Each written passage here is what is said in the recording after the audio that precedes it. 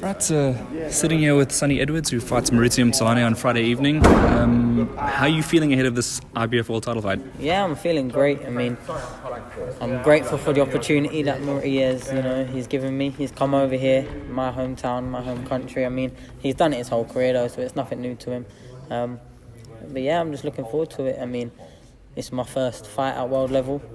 I've sort of won every fight before this pretty comfortably. I've never been in with someone as the level of quality as Murray, especially not in a professional boxing ring. Do you know what I mean? So yeah, I'm looking forward to it. I'm looking forward to showing the world, showing myself what I'm capable of, and I think Murray will bring the best out of me. There's not been that many better flyweights throughout recent histories, let alone right now. He's the Ring Magazine #1. He's a legit champion. It's what I wanted. I always said I wanted to be the best, and the only way to be the best and be seen as the best is by beating the best. So yeah, I'm like I said, I'm grateful for the opportunity, and it's ahead of us now. It's here, the day before the weigh-in. I'm looking forward to it. I was watching you two up there. You got completely different personalities. It's more quiet. You talk a lot. How did you guys get on when you were in the Ukraine? Yeah, do you know what? Because one thing I'm good at is knowing when and who to listen to. So a lot of times we were speaking, I was asking about his experiences, being a South African, a black South African, and that, and how he's been treated, some of the fights he's had throughout his career, and I learned a hell of a lot from him, and it also opened up my eyes to probably how easy that a lot of us British fighters do have it. Like I said up there, his career would be very, very different if he may be from somewhere else in the world. You know what I mean? He hasn't got the love and the admiration that he deserves. 41 fights, 39 wins, hasn't lost in 13 years. If they had a British fighter pack like that with 2 world titles under his name, he'd be seen as the next coming, no matter what weight he'd be.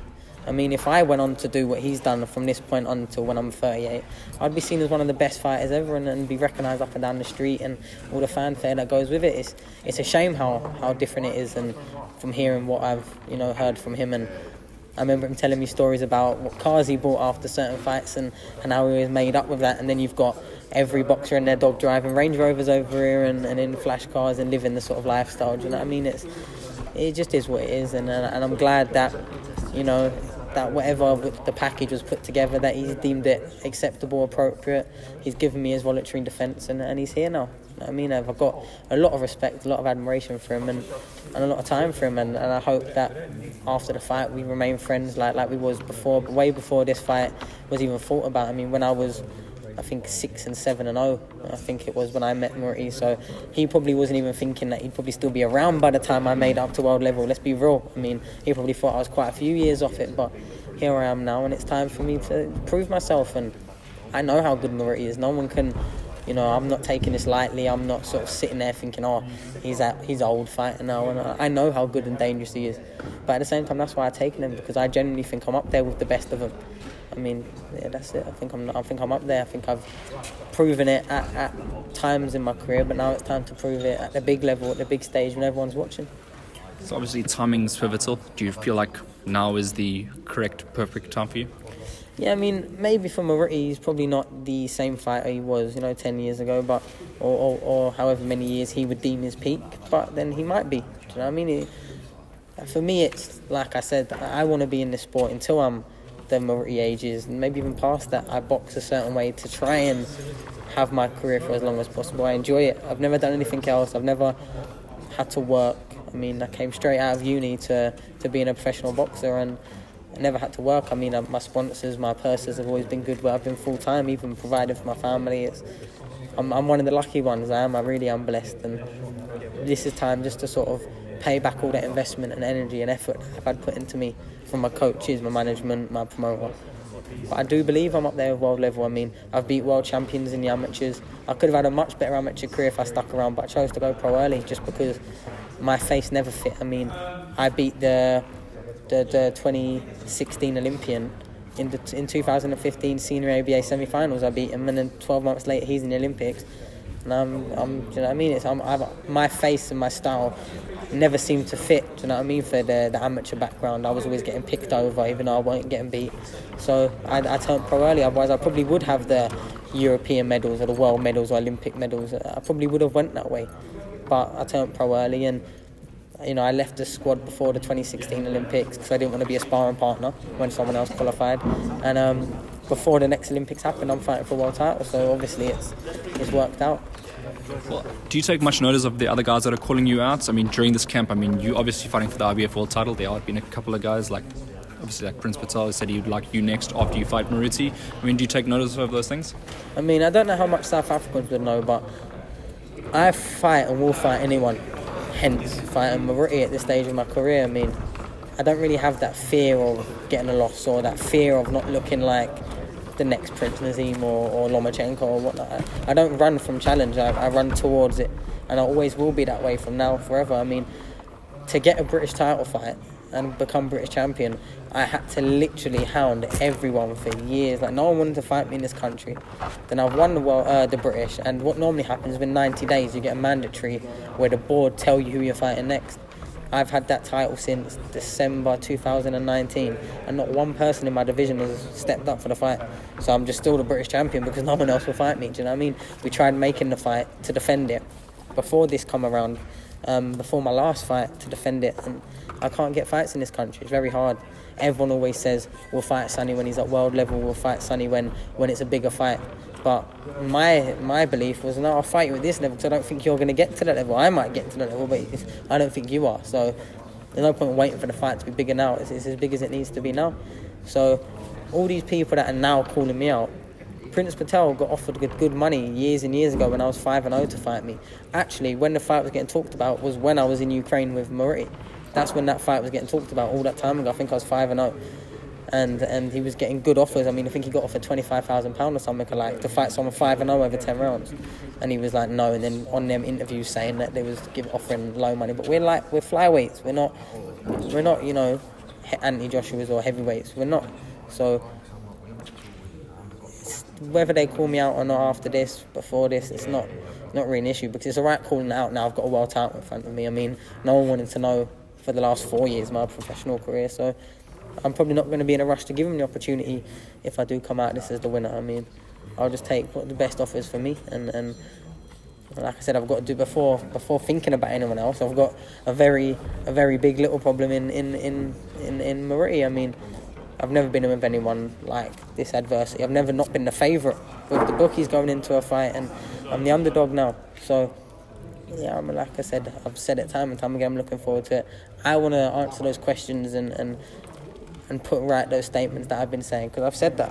I've been saying that I'm worthy of fighting at the world level for a long, long time, and now it's my time to prove it. How long have you been analysing Maruti Mthalane in particular? I quite study boxing, so I'm watching everyone at my weights. I'm watching, and was in Ukraine together. We was doing each other's corners, passing each other water. He was giving me bits of advice, and we're just speaking and learning. I was never sitting there in those conversations with the intent of I'm going to fight you, because I'm just not that way inclined. I focus with the one person I've got in front of me when the fight's made. Everyone's a sort of rival competitor right around your weight. That's just naturally in boxing. But I only really started thinking about it when they started saying that this is the opponent I'm getting. Even when I was sort of mentioning, they asked me what route I'd like to go. And I said the IBF, because Maruti was the number one. And I want to be the number one. And to do that, you have to beat the number one. All right, continuing where we left off from, we just had to move, television was on there. Where were we? We were talking about breaking down Maruti Mthalane and how you feel you'll go. But were you a bit upset that you didn't get actually to spar him when you guys were overseas? Not really, because one, I was getting as much money for as little work as possible. That's just the way I am.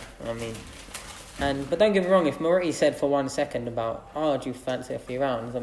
Straight away it would have been 100%. Do you know what I mean? Because my macho-ness wouldn't ever let me. But one thing I'm never in a rush to do, if people want the rounds, they can always get them. But with the style that I've got a very tricky, elusive style. The less time they spend in the ring with me, probably the better.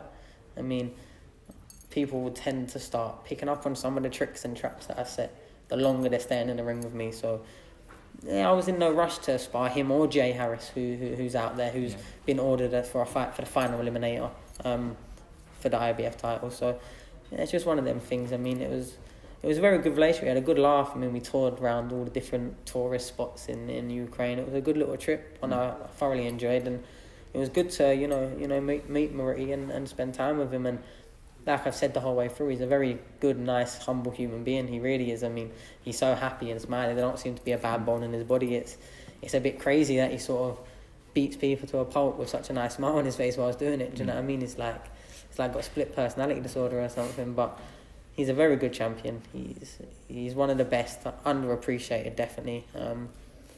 And I'm glad that now he'll probably get the exposure a bit more than what he would get, regardless of how the fight goes. Because for some reason, I've got a bit of now that exposure over here. I've been promoted very well, been built well. Most British boxing fans will have an idea who I am, and like we're headlining a good show. I mean, Michael Conlan on the undercard in a good fight against Ion at Beluta. Even though we are fighting for a world title, that's still a big deal. I mean, Michael Conlan has headlined and packed out like big stadiums, you know what I mean, in Ireland and arenas over in America. I mean, he's a big deal, do you know what I mean, in the boxing world. So it'll be good because it'll be broadcasted in America as well. And I know there's a few European countries picking up. I'm not sure about what South Africa are doing.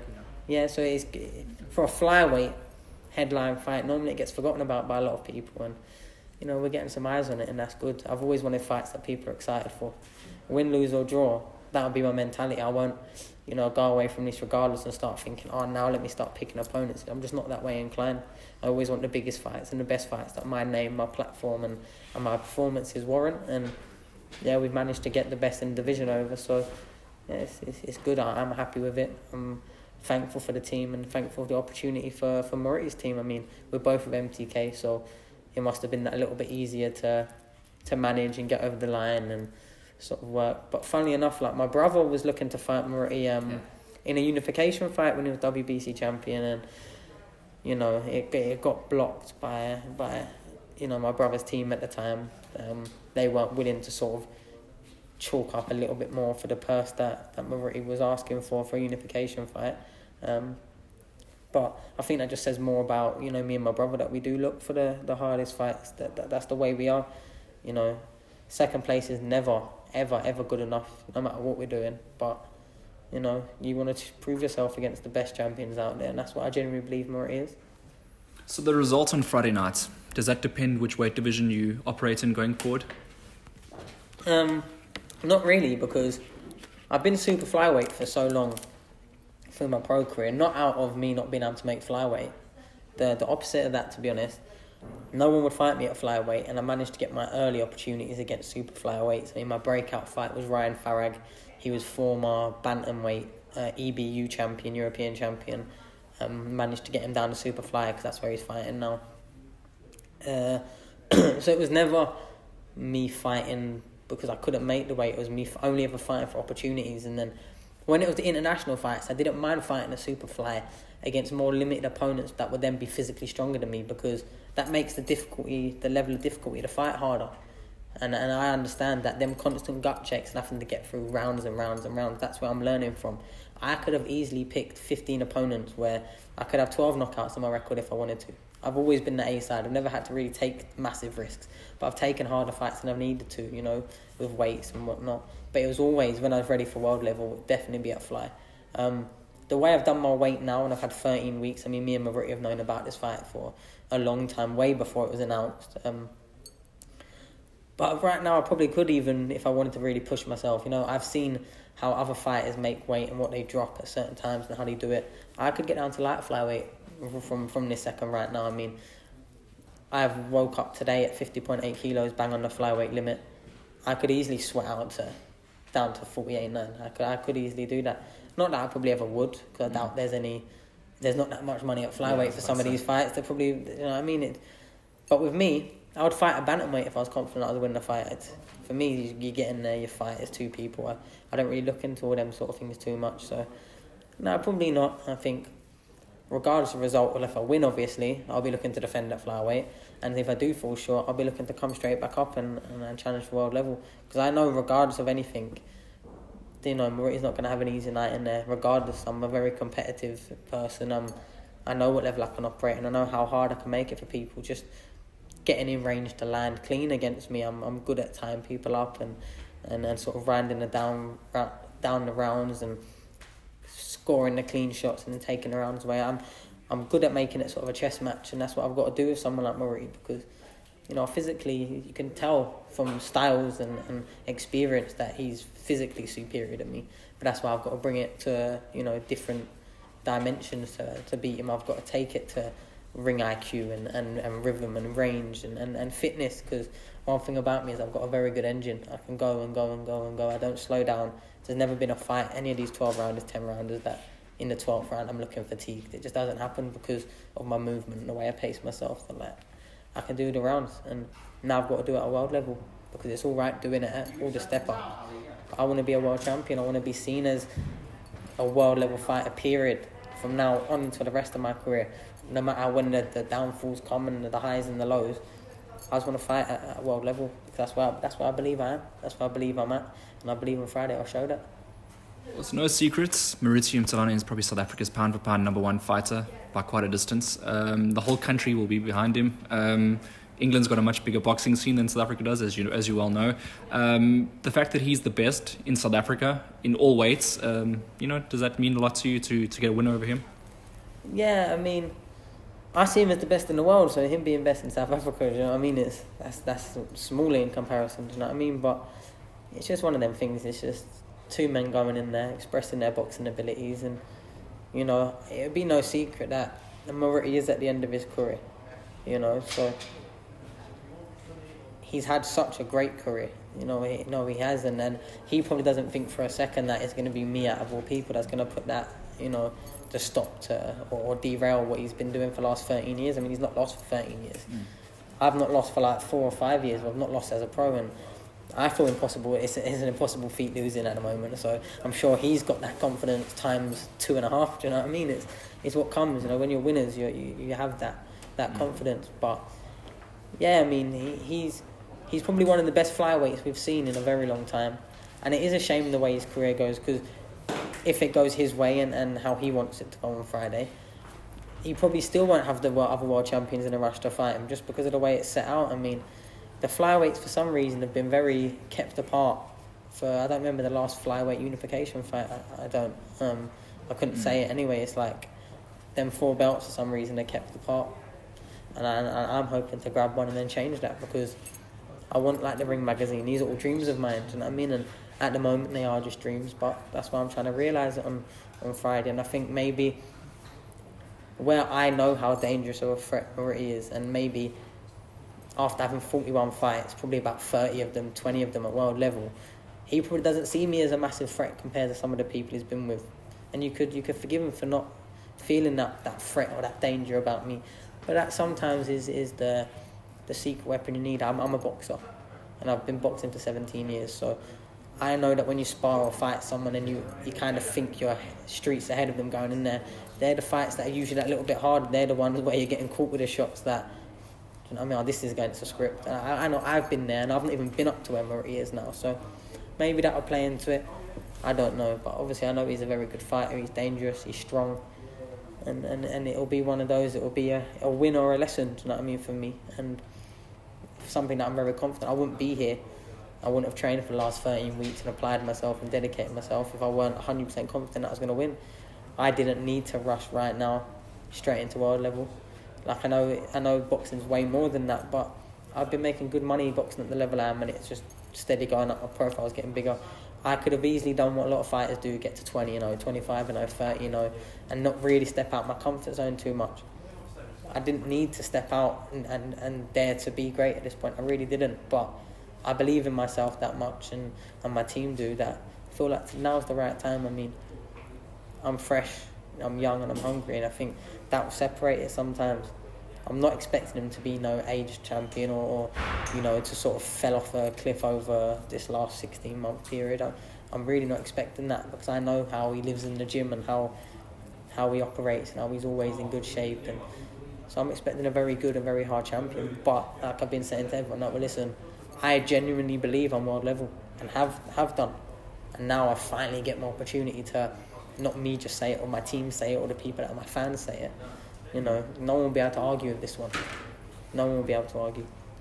The fact that Mthalane he's gone all over the world in order to make this fight, does that prove to you how serious he was about actually getting to this point? Yeah, I mean, he's had to, because, like, you know, for whatever reason, he probably doesn't get the love in South Africa that he deserves. I mean, I don't know the full ins and outs, but someone said that his last fight fell through because of minimum, you know, selling out and stuff like that, which is something I can't really relate to, because that doesn't typically happen over in this country, especially not a world champion. It would never happen. So I was saying in the press conference yesterday, like, when I first turned pro, I had small hall fights for a couple of them, and just to sort of build me up and get me a little bit of confidence. And then I was on sort of 12 o'clock at night after Javonta Davies had fought, and then I was at 5 o'clock before Michael Conlan fought, and I thought that was doing it the hard way. And, you know, people like Mavritti's career is like, that is the hard way, do you know what I mean? But he's had a very long, hard career, and I'm sure there'll be some point of him that's kind of will be glad eventually to hang the gloves up, because I don't think boxing's been as good to him as it should have been.